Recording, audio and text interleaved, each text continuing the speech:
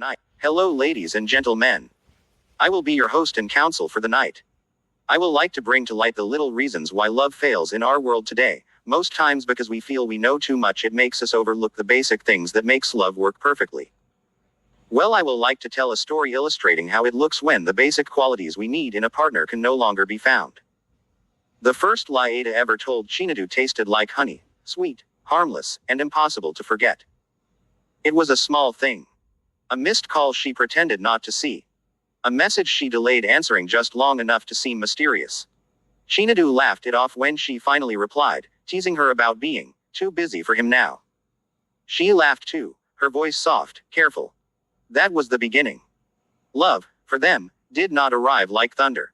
It grew quietly, like roots beneath soil, deep, unseen, and entangled. They met under ordinary circumstances, shared ordinary jokes, built something that felt anything but ordinary. He trusted easily, she loved cautiously. Somewhere between his openness and her restraint, they found balance, or so it seemed. But lies are patient things. They do not rush. They wait. Ada had learned long ago that truth could cost too much. Growing up, honesty had brought punishment, misunderstanding, silence. So she learned to bend reality, to smooth its edges, to make it easier for others to accept. By the time she met Chinadu, deception was no longer a choice, it was instinct. At first, her lies were soft. She told him she loved the same music he did, even when the songs felt like noise. She claimed she had never been hurt before, even though her heart carried quiet scars. When he asked about her past, she offered edited versions, clean, simple, safe. Chinadu, in his sincerity, believed everything. "Why do you always look like you're holding something back?" he once asked her, his voice gentle, not accusing. Ada smiled, brushing it off. "I'm just like that." But the truth was heavier than she let on. There was someone else, not in the way Chinadu would assume, but enough to matter. A lingering attachment, unfinished and unresolved. She told herself it wasn't important. She told herself it would fade. And so, she said nothing.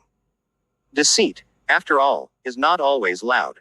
Sometimes it's just silence in the right places. As months passed, their love deepened. Chinadu built dreams around her, real ones, spoken out loud. He talked about the future as if it were certain, as if she were already woven into every part of it. Ada wanted to believe him. She wanted to become the version of herself he saw. But truth has a way of pressing against the walls you build around it. One evening, everything cracked. It wasn't dramatic. No shouting, no broken glass. Just a phone left unlocked, a name appearing where it shouldn't. A conversation discovered by accident, or maybe by fate. Chinadu didn't confront her immediately. He sat with it first, reading between the lines, piecing together the things that never quite made sense. When he finally spoke, his voice was quiet in a way she had never heard before. "How long?" he asked. Ada knew there was no point pretending. The truth, once exposed, refuses to shrink back into hiding. "I didn't think it mattered," she said, and even as the words left her mouth, she knew how fragile they sounded. His eyes searched hers, not for answers, but for something he had lost. "It mattered to me." That was the thing about lies. They rarely destroy love all at once. They erode it. Slowly. Quietly. Until one day, what felt unbreakable simply isn't. "I love you," Ada said, desperation creeping into her voice. Chinadu nodded, but there was distance in the gesture. "Maybe you do," he replied. "But I don't know if I ever really knew you." And that was the deepest cut of all. Because love, at its core, is built on knowing. And deceit, no matter how small, builds shadows where clarity should be. In the end, there was no dramatic goodbye. Just a quiet understanding that something essential had been lost. He walked away not because he stopped loving her, but because he could no longer trust the love he felt. Ada watched him leave, the weight of every small lie settling heavily in her chest. She realized then that deception doesn't just fool others, it reshapes you, piece by piece, until even you are no longer sure what is real. The honey had turned bitter. And the love that once felt so certain became just another story, one where truth came too late, and lies said too much. When love fails, it can feel like everything collapsed, but it's often less of an ending and more of a redirection. Here's something honest and grounded to hold on to. 1. Don't rush to replace it.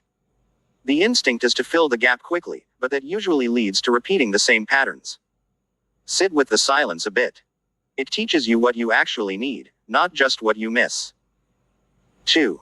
Separate the person from the experience. Sometimes you're grieving the idea of what could have been, not just the person. That distinction helps you heal more clearly instead of idealizing something that wasn't fully real. 3. Learn, but don't blame yourself for everything. Take responsibility where it's fair, but don't turn the whole story into, "It was all my fault." Love involves two people, not one. 4. Rebuild your center. Before love, there was you. Go back to what makes you feel alive, your goals, your interests, your routines. A relationship should add to your life, not become your entire identity. 5. Stay open, just wiser. Closing yourself off might feel safe, but it also blocks the chance of something better.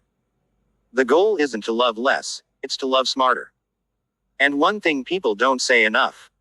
Sometimes love failing is actually success in disguise. It means something that wasn't right didn't last long enough to do deeper damage.